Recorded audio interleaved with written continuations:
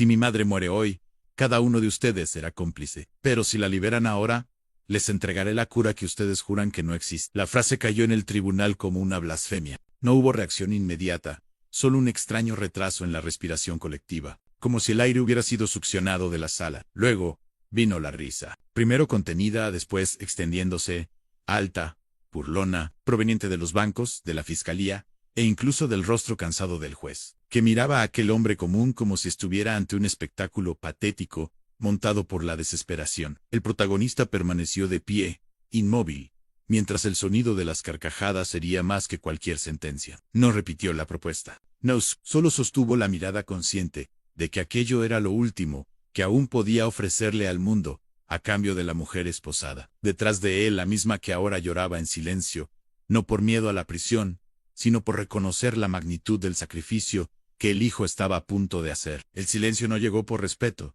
sino por incomodidad. La risa empezó a morir cuando algunos percibieron que el hombre no parecía confundido, ni exaltado ni fuera de sí. Había algo distinto en su postura. Una calma fuera de lugar, casi peligrosa, como si hubiera aceptado perderlo todo incluso antes de abrir la boca. El juez levantó el mazo para terminar aquella payasada, pero dudó, sintiendo que interrumpir ese momento quizá sería un error imposible de deshacer. La madre levantó los ojos hinchados y se encontró con el rostro del hijo. En ese breve instante, toda su historia pasó sin palabras, a los años de sacrificio, las noches sin luz, los sueños postergados, la enfermedad avanzando sin piedad. Ella negó con la cabeza, intentando pedirle que se detuviera, que no se destruyera por ella. Pero el hijo ya había ido demasiado lejos para volver atrás. El viejo ventilador seguía girando lentamente en el techo, esparciendo un calor sofocante que mezclaba sudor, tensión e incredulidad. Cuando el juez finalmente golpeó el mazo, decretando un receso forzado, nadie aplaudió,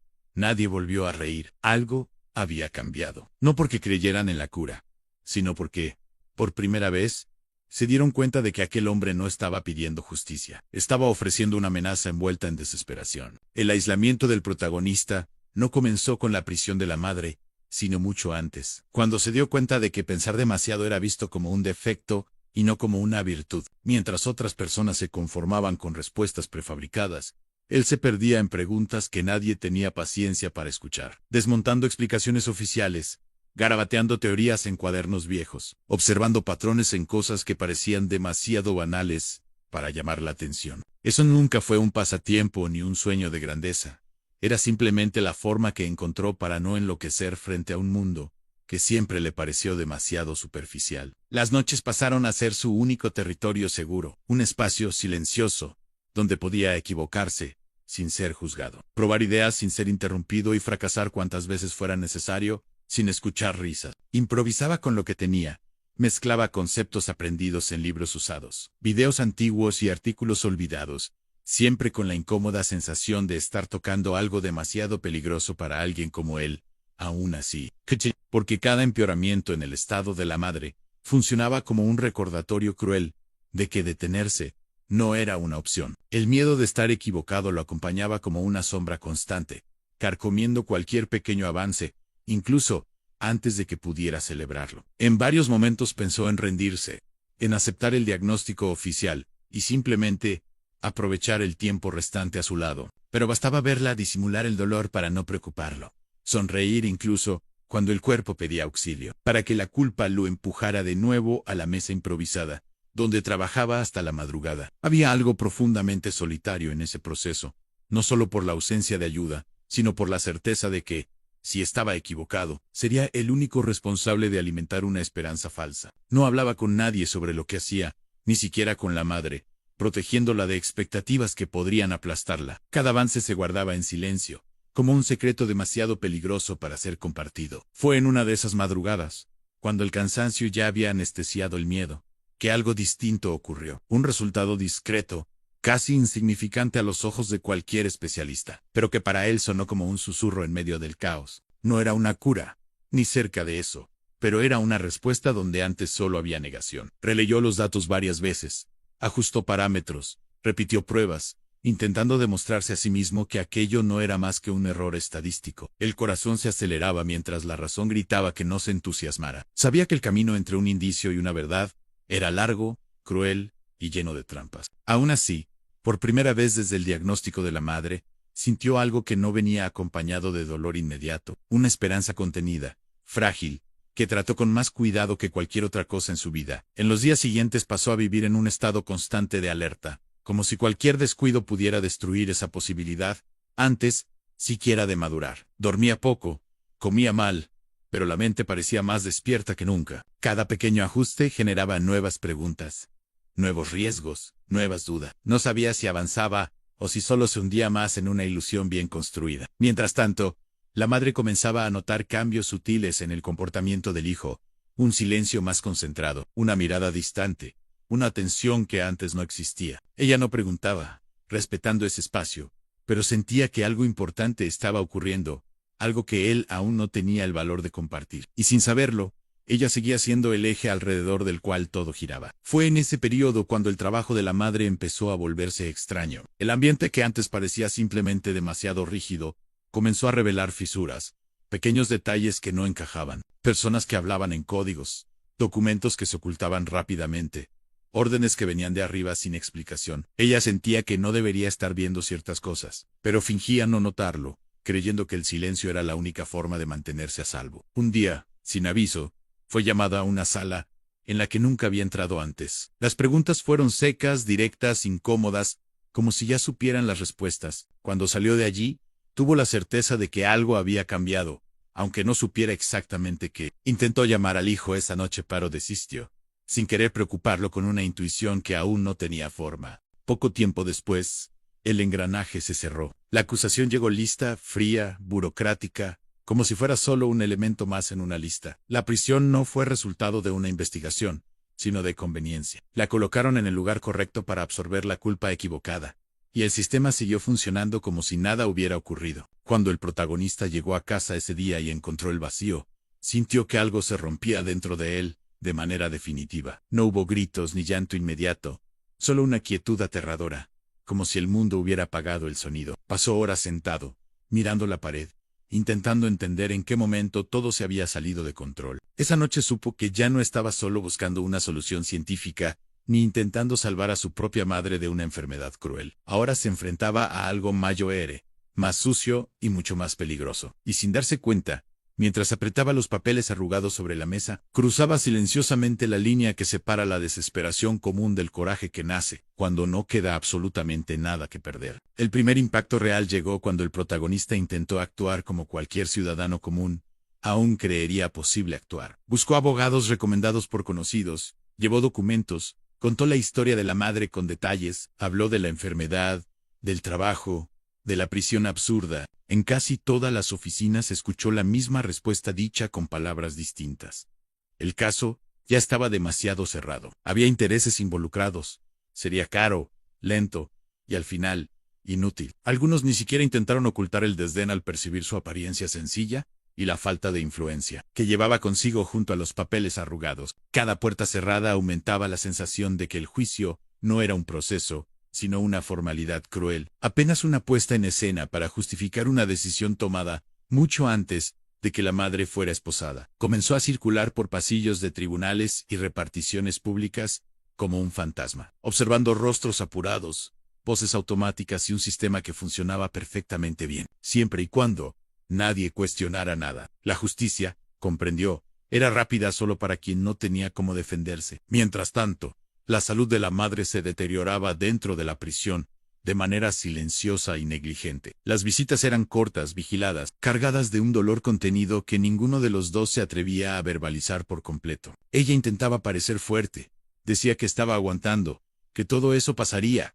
pero el cuerpo la traicionaba en cada encuentro. El protagonista salía siempre con la sensación de estar viendo a alguien apagarse lentamente ante sus ojos. Fue en ese periodo cuando comenzó a darse cuenta de que ya no había separación posible entre la cura que intentaba desarrollar y la injusticia que necesitaba enfrentar. Ambas cosas empezaron a confundirse, como si una fuera la única arma real contra la otra. Cada noche, sin dormir, dejaba de ser solo un esfuerzo científico y se convertía en un acto de resistencia, una negativa a aceptar que todo terminaría de ese modo. Las pruebas avanzaban a un ritmo peligroso. Sin recursos, sin equipos adecuados, improvisaba, ajustaba protocolos, asumía riesgos que ningún laboratorio permitiría jamás. Los resultados comenzaron a repetirse con una consistencia inquietante, indicando que aquello ya no era coincidencia ni error burdo. Con cada nueva confirmación, llegaba un miedo creciente.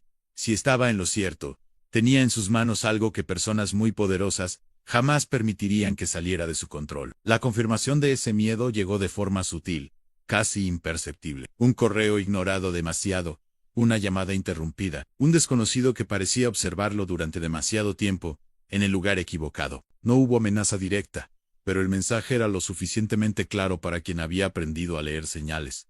Ya no era invisible, y eso, lejos de tranquilizarlo, hizo que el peso de la responsabilidad cayera con fuerza aplastante sobre sus hombros. En una de las visitas a la prisión, la madre tuvo una crisis más fuerte que las anteriores. La demora en la atención, la frialdad de los agentes y la burocracia deshumana dejaron claro que, para el sistema, ella ya estaba condenada, incluso sin sentencia. Al verla ser llevada, frágil, casi sin fuerzas, algo dentro del protagonista se reorganizó de forma definitiva. Entendió que ya no había tiempo para la prudencia. Esa noche, sentado frente a sus papeles, tomó la decisión que cambiaría todo. No presentaría la cura al mundo de la forma correcta, aprobada, lenta y controlada. Ya no buscaría validación de quienes nunca lo tomaron en serio. Usaría el único escenario que el sistema no podía ignorar, el juicio de su propia madre. Convertiría ese teatro injusto en un enfrentamiento imposible de silenciar. Mientras tanto, del otro lado del engranaje,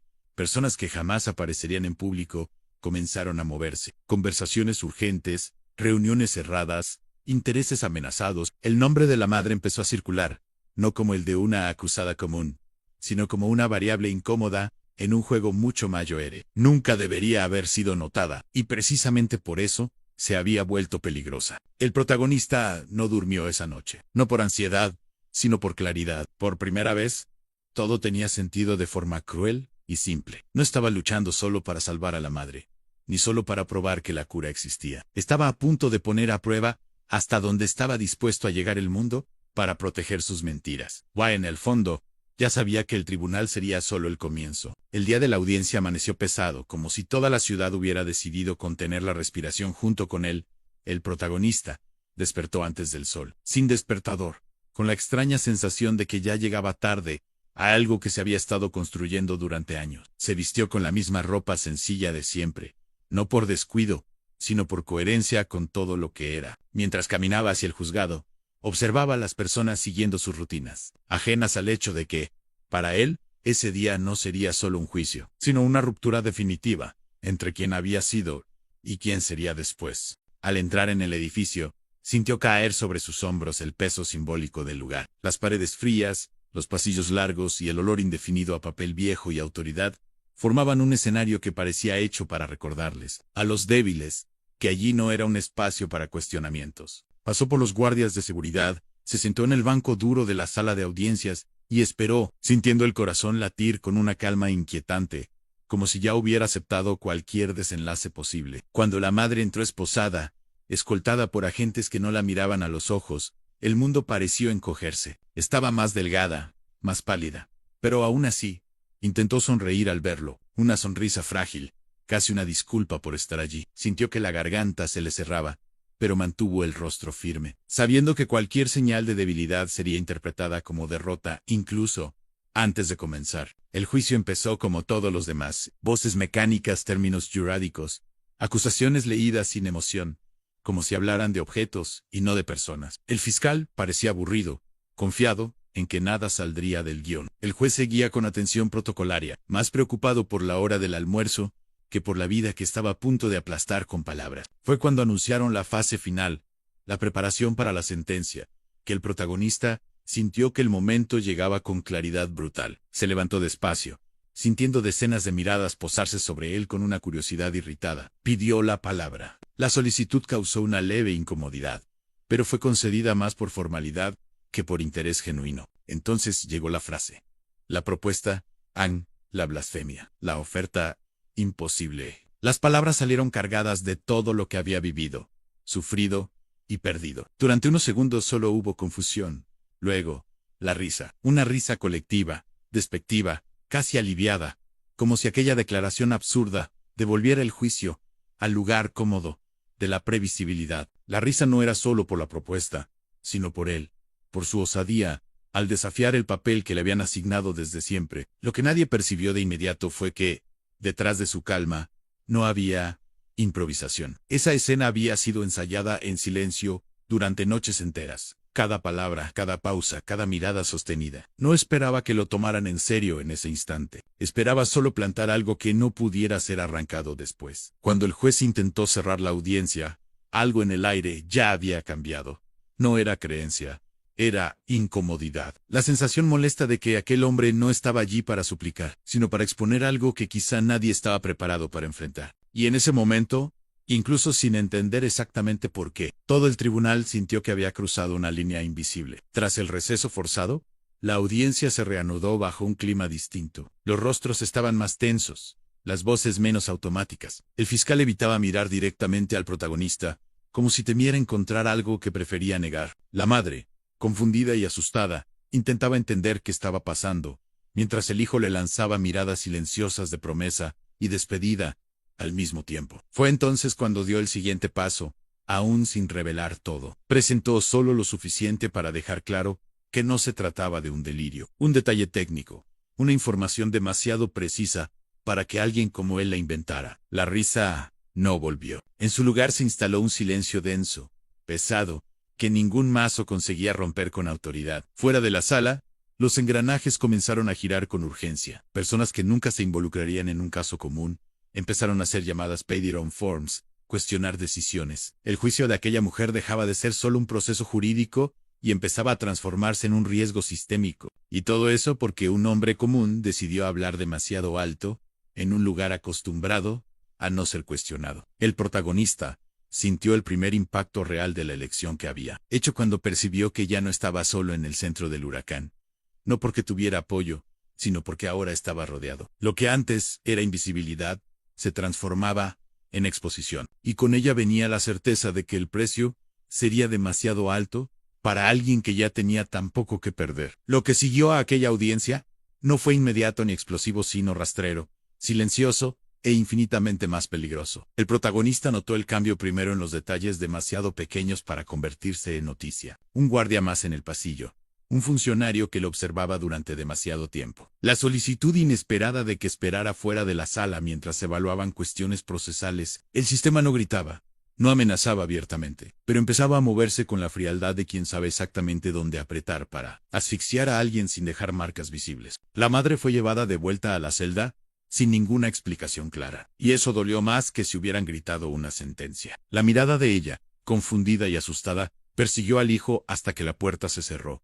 Y en ese instante, él sintió el peso real de la decisión que había tomado. Ya no había vuelta atrás, no había forma de fingir normalidad. Todo lo que quedaba ahora era avanzar, incluso sin saber exactamente quién estaba del otro lado. En las horas siguientes comenzaron a surgir solicitudes formales, informes, aclaraciones, exigencias técnicas disfrazadas de curiosidad institucional. Querían saber cómo había llegado a esas conclusiones, dónde había estudiado, con quién había compartido los datos. Cada pregunta venía cargada de un intento velado de descalificación, como si bastara encontrar una falla mínima en su trayectoria, para invalidar todo lo que había dicho. Respondía poco, con cuidado, consciente de que cada palabra podía ser usada, no para comprender, sino para destruirlo. Al mismo tiempo, los medios comenzaron a husmear en el caso, pero no de la forma que él esperaba. Aparecieron titulares distorsionados, insinuando inestabilidad emocional, desesperación, posible delirio. El foco no era la madre,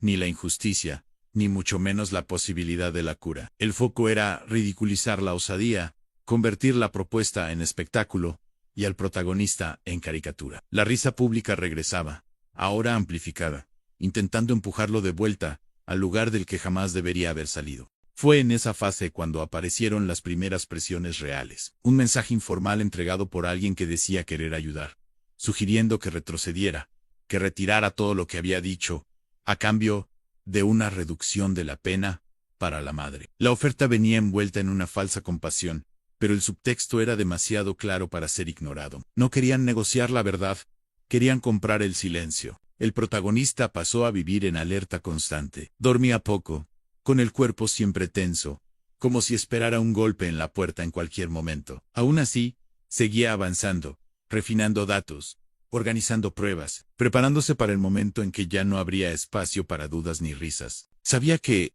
cuando revelara todo, no estaría solo liberando a la madre, sino detonando algo que afectaría a demasiadas personas como para ser perdonado. Mientras tanto, dentro de la prisión, la situación de la madre empeoraba. La negligencia se disfrazaba de protocolo, la demora en la atención se volvía regla, y cada solicitud parecía perderse en un laberinto burocrático sin salida. En las raras visitas, ella intentaba tranquilizarlo, diciendo que no necesitaba ir tan lejos, que aceptaba su destino, si eso significaba protegerlo. Y esas palabras, lejos de calmarlo, solo reforzaban la urgencia de actuar antes de que fuera demasiado tarde. El punto de ruptura llegó cuando se dio cuenta de que el sistema no solo intentaba desacreditarlo, sino ganar tiempo. Cada aplazamiento, cada exigencia extra, cada informe técnico, empujaba el caso unos días más adelante, como si esperaran que la enfermedad resolviera por sí sola lo que el tribunal no quería enfrentar. La constatación fue brutal, clara e imposible de ignorar. Ya no se trataba de justicia,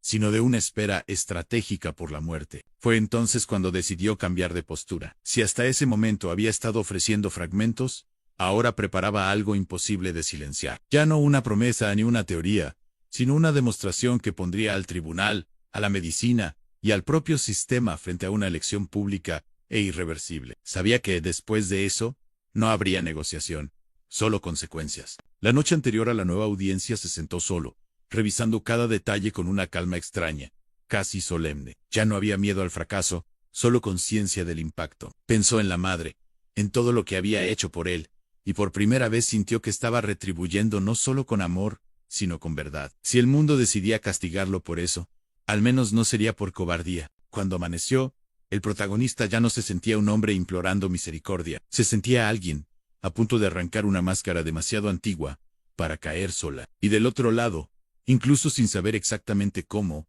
el sistema empezaba a darse cuenta de que había cometido un error fatal al reír. Un error que pronto ya no podría corregirse. En la nueva audiencia, el clima ya no se parecía en nada a la normalidad burocrática de antes. No había risas, ni conversaciones paralelas, ni el aire aburrido de quien cree tener el control. El tribunal estaba demasiado lleno, demasiado silencioso, demasiado atento. El protagonista entró escoltado por miradas que mezclaban curiosidad, miedo y una irritación mal disimulada, por haber obligado a ese lugar a salir del piloto automático. La madre fue llevada minutos después, visiblemente más débil, pero aún lo suficientemente consciente como para percibir que algo grave estaba a punto de ocurrir. Cuando le dieron la palabra, no hizo discursos encendidos, ni intentó conmover a nadie con emoción explícita. Habló con una calma casi desconcertante, como alguien que ya había aceptado todas las pérdidas posibles. Dijo solo que no repetiría promesas, que no pediría confianza, y que no esperaba absolución por compasión. En su lugar,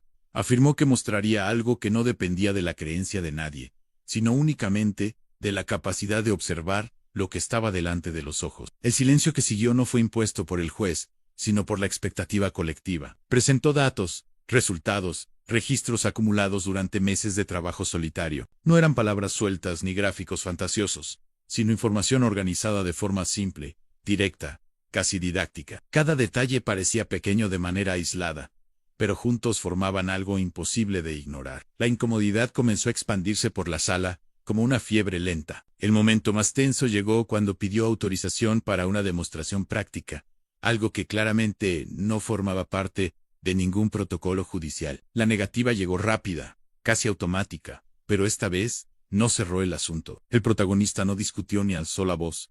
Solo explicó que la negativa quedaría registrada y se haría pública, junto con los motivos y las consecuencias. Fue allí donde el juego cambió de verdad, porque por primera vez, el sistema percibió que cualquier movimiento en falso sería visto, analizado y recordado. Tras minutos de consultas urgentes, susurros apresurados y rostros cerrados, se concedió una autorización parcial, no por valentía, sino por miedo a lo que ocurriría si seguían diciendo que no. El ambiente parecía suspendido en el tiempo cuando comenzó la demostración. No hubo espectáculo, solo hechos imponiéndose de forma fría, casi cruel. Lo imposible dejaba de ser discurso y se convertía en presencia. Algunos de los presentes desviaron la mirada, otros se inclinaron hacia adelante, incapaces de fingir indiferencia. El juez mantenía el rostro rígido, pero las manos delataban tensión, El fiscal ya no escribía nada. El tribunal, acostumbrado a decidir destinos, ahora estaba obligado a observar, y nadie allí necesitaba decir en voz alta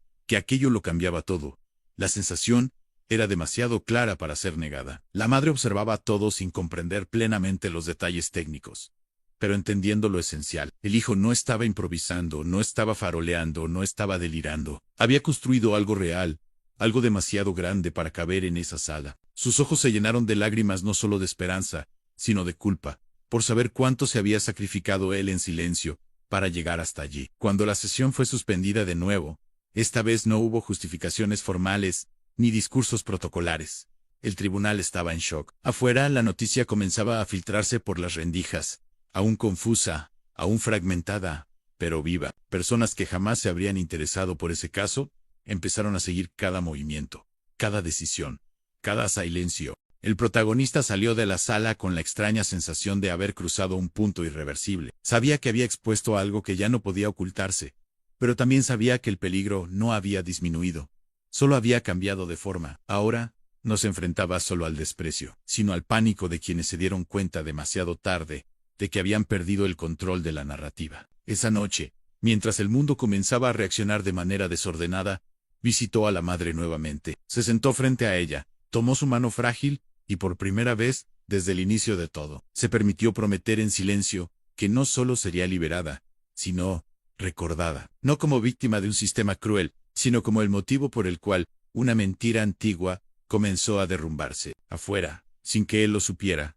fuerzas mayores ya se organizaban para contener el daño. Reuniones de emergencia, acuerdos improvisados, decisiones tomadas a toda prisa. El error de haber reído ahora cobraba intereses altos, y el sistema, herido en su orgullo, comenzaba a prepararse, no para admitir la verdad, sino para reaccionar ante ella. La reacción llegó más rápido de lo que el protagonista imaginaba, pero no de la forma directa que cualquier persona común esperaría. No hubo anuncio público inmediato, ni confesión, ni disculpas. El sistema respondió como siempre responde, cuando se siente amenazado, intentando aislar el problema antes de que se volviera incontrolable. A la mañana siguiente de la demostración, el acceso del protagonista a la madre fue suspendido bajo la vaga justificación de procedimientos de seguridad. Y eso sonó más violento que cualquier grito, porque dejaba claro que estaban dispuestos a usar el tiempo como arma.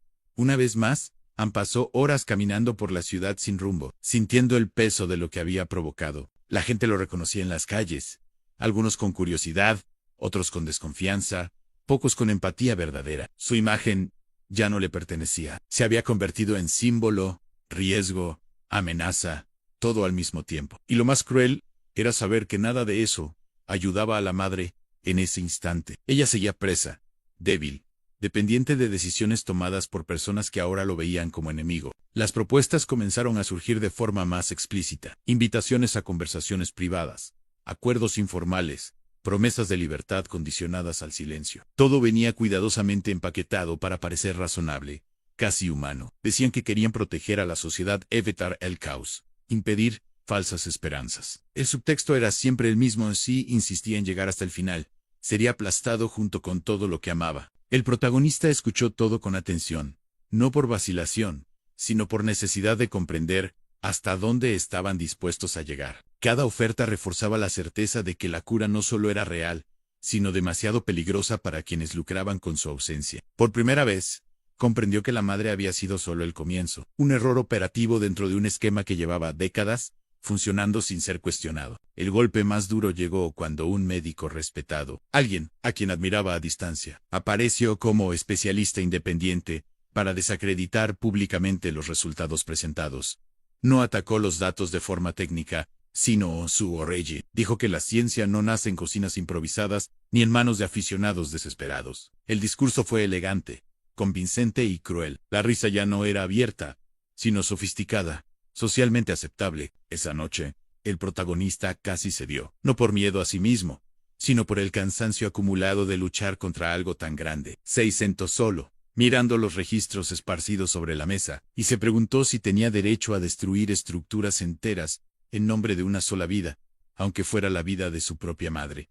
La duda no era moral, era humana, y dolía más que cualquier amenaza. Fue entonces cuando recibió la noticia que lo cambió todo otra vez. La madre había sido llevada de urgencia a atención médica, Tras un empeoramiento grave, no dieron detalles, no permitieron visita, no explicaron nada, solo informaron, fríamente, que la situación era delicada. El protagonista sintió que el suelo desaparecía bajo sus pies. Ya no había espacio para ponderaciones filosóficas ni para estrategias largas. El tiempo, una vez más, estaba siendo usado contra él. Han decidió actuar de la única forma que aún quedaba: hacer todo público de una vez, sin filtros, sin mediación, sin permiso. Liberó los datos completos, los registros, los procesos, todo lo que había construido a lo largo de meses, esparciendo la información de forma imposible de contener. No hizo un pronunciamiento heroico, ni pidió apoyo. Simplemente expuso la verdad y dejó que el mundo reaccionara. La reacción fue caótica. Los especialistas se dividieron. Las instituciones se cerraron en silencio. La gente común comenzó a compartir la historia, no por comprender los detalles técnicos, sino por reconocer el dolor detrás de ella. La presión se volvió demasiado grande para ser gestionada en despachos cerrados. Y por primera vez desde el inicio, el sistema perdió el control del ritmo. El enfrentamiento final no ocurrió en una sala específica ni en un único momento. Se extendió por tribunales, hospitales, redes, calles y conciencias. La madre fue liberada bajo alegaciones burocráticas, sin admitir error, sin reconocer injusticia. Simplemente la soltaron, como quien intenta apagar un incendio, aislando la llama más visible. El protagonista estaba a su lado cuando eso ocurrió, sintiendo alivio y agotamiento mezclarse de una forma casi insoportable. Ella sobrevivió, pero no salió ilesa. El cuerpo llevaba marcas. La mente también. Aún así, al mirar al hijo, había orgullo, no por lo que él había creado, sino por lo que tuvo el valor de enfrentar. Él, por su parte, sabía que nada volvería a ser simple.